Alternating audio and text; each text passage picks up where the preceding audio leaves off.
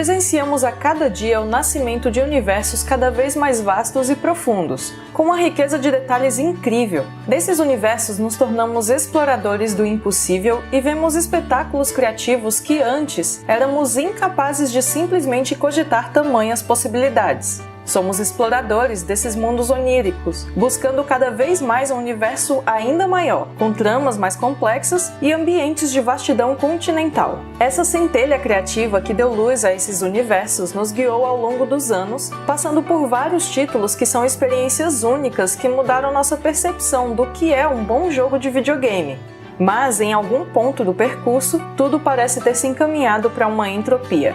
As produções estão cada vez maiores, mas não necessariamente melhores. O videogame, como uma forma de expressão artística, passa por um impasse, uma vez que a cada dia que passa, as produções AAA ficam maiores em escopo e mais caras. E com isso, a necessidade de que os jogos vendam cada vez mais é exponencial. O mercado está inflado. Jogos de grandes franquias precisam vender milhões de cópias para darem algum lucro aos seus estúdios. E no meio desse caminho, muitos jogos se perdem, ou têm a sua essência diluída por um mercado cada vez mais inclemente. Hoje, é praticamente regra que grandes produções têm que possuir um modo multiplayer sólido e entre uma infinidade de jogos de mundo aberto que chegam às prateleiras todos os anos, há a constante disputa de qual terá o maior mapa com um número sem precedentes de missões para o jogador explorar. E isso tem nos levado a um mercado cada vez mais inflado, com jogos mais caros de serem produzidos. A ênfase da proposta central do jogo muitas vezes se perde nesse processo, dando lugar a generalizações sem muito sentido. Por exemplo, The Last of Us é um jogo extremamente aclamado por sua narrativa, explorando as emoções do jogador de uma maneira praticamente inédita e faz do relacionamento dos personagens uma linha guia de toda a história. Tudo que faz o jogo ser especial gira em torno disso. Então, o que um modo multiplayer vai acrescentar a essa experiência? Fica a impressão de que esse modo está lá apenas para cumprir com uma norma do mercado. O mesmo, inclusive, aconteceu com Tomb Raider, da Crystal Dynamics. Como a necessidade de vender mais e mais é imprescindível nas grandes produções, as empresas se veem em uma situação onde têm que repetir as mesmas fórmulas e replicar sempre os mesmos modelos para que tentem agradar sempre a maior parte do público. Com isso, vemos surgindo títulos de proporções gigantescas, mas que não são tão diferentes uns dos outros. Muitas vezes, a inovação fica em segundo plano, para dar lugar à certeza de vendas seguras, e isso é muito preocupante. Os jogos de videogame devem ser desafiadores, não só em dificuldade, mas no sentido de nos desafiar a novas experiências, a mudar paradigmas e reinventar a maneira como lidamos com essa mídia. Essa força criativa é a força motriz do videogame. Foi isso que nos trouxe jogos como Metal Gear Solid, Castlevania Symphony of the Night, Half-Life e mais tantos outros jogos que escreveram seus nomes na história. Hoje existem os jogos indies e AAA, e praticamente nenhum dos títulos foge a esses dois modelos. Recentemente, Cliff Bleszinski, o criador da série Gears of War, falou o seguinte na Reboot Develop Conference: a sensação é que é só essa categoria de 8 jogos que nós estamos tendo repetidamente de novo e de novo. Eles são bons games, mas estão custando centenas de milhões de dólares para fazer e vender. Porém, existe um título sendo produzido hoje que pretende oferecer uma nova proposta de desenvolvimento, uma nova vertente em opção a essa dicotomia dos jogos indie e AAA. E esse jogo é o Hellblade: Senua's Sacrifice.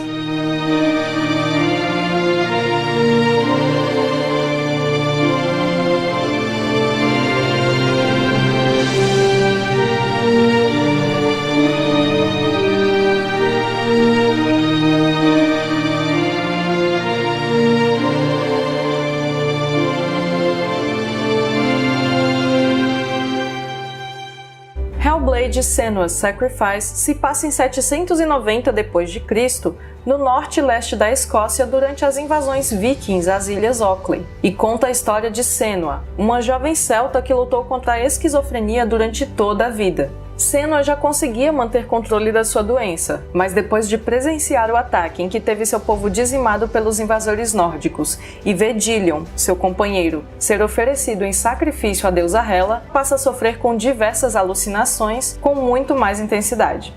Os celtas acreditam que a alma das pessoas vive em suas cabeças, e movida por essa fé, Senua inicia uma jornada até o inferno, ao encontro da deusa do Niflheim.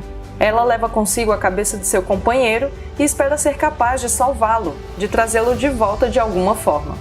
O jogo mostra não só a jornada da heroína pelas terras escocesas, mas principalmente a jornada pelas partes mais sombrias da mente de Senua. Os monstros que são enfrentados no caminho, na verdade, são os vikings invasores responsáveis pelo colapso de Senua. É comum vermos jornadas onde o personagem tenta resolver seus problemas passados, colocando sua vida nos trilhos e buscando trilhar um caminho de luz. Não é nada convencional uma narrativa como a de Senua, que se encaminha cada vez mais para a escuridão, com uma noção de realidade tão distorcida. O jogo é um projeto do Ninja Theory, o mesmo estúdio por trás do hack and slash Heavenly Sword, do excelente Enslaved Odyssey to the West e do reboot de Devil May Cry. Apesar de estar sendo produzido dentro de um estúdio de porte razoável, o título vem sendo desenvolvido por uma pequena equipe de apenas 20 profissionais e pretende oferecer uma nova perspectiva para o mercado, utilizando a qualidade de produção de títulos de grande porte, mas o espírito criativo de produtoras indie.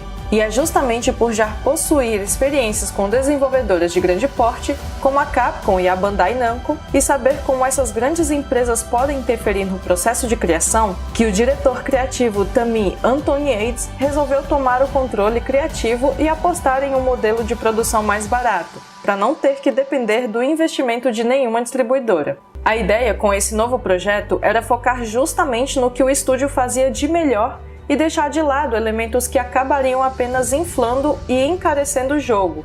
E como a Ninja Theory possui uma ampla experiência com captura de movimento e sistemas de combate sólidos, a proposta acabou tomando forma de um jogo single player bastante focado na narrativa e na luta interna de Senua. A economia de recursos foi um fator fundamental, como disse o próprio Anthony Aids. O espírito de restrição nos forçou a encontrar novas soluções e a questionar como as coisas são feitas à medida que descobríamos novas formas de fazê-las. Foi com isso em mente que a equipe tomou uma série de medidas para baratear a produção do jogo. Usando o equivalente ao valor de um smart car barato nos Estados Unidos, eles transformaram uma sala de reuniões em um estúdio de captura de movimento, já que esse tipo de espaço é de difícil acesso até para grandes estúdios, além de ser bem caro. E assim, eles economizaram bastante dinheiro. Seguindo esse espírito de economia, foi resolvido que o único modelo de personagem com qualidade seria o de Senua.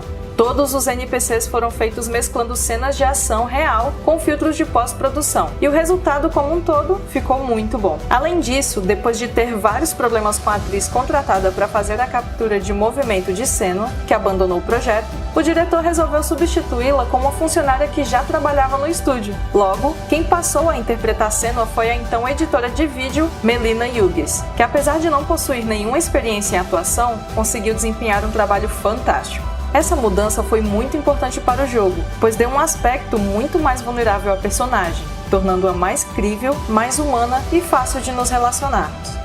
Entretanto, a ideia não era simplesmente fazer um jogo barato, mas sim algo que se aproveitasse dos valores de produção proporcionados pela experiência do time de desenvolvimento, mas mantendo uma abordagem mais indie, no sentido que a principal preocupação era a abordagem criativa, a forma de expressão do jogo e o compromisso com a qualidade e identidade da experiência que chegariam ao jogador. Muitos jogos que se destacam não são necessariamente superproduções. São jogos que têm um aspecto especial ou único. Jogos como Ico, Oddworld Abe's Odyssey ou Jet Set Radio. É estranho pensar que esses jogos jamais receberiam um sinal verde nos dias atuais, em que títulos AAA precisam vender 3 milhões de cópias para justificar sua existência. Chegamos a um ponto bastante particular e contraditório na indústria, onde vemos plataformas extremamente poderosas surgindo, mas algumas empresas deixando a desejar no quesito de desenvolvimento de jogos que venham a explorar o real potencial desses aparelhos, já que conforme o grau de complexidade dos títulos aumentam, os custos de produção tendem a ir no mesmo caminho. Em Hellblade, Senua acredita ser a portadora da alma de seu grande amor. Ela acredita estar levando uma centelha de luz para a escuridão. Esperamos que essa luz ilumine não só o mundo dela, mas o mercado como um todo e todos os jogos e universos que ainda serão concebidos.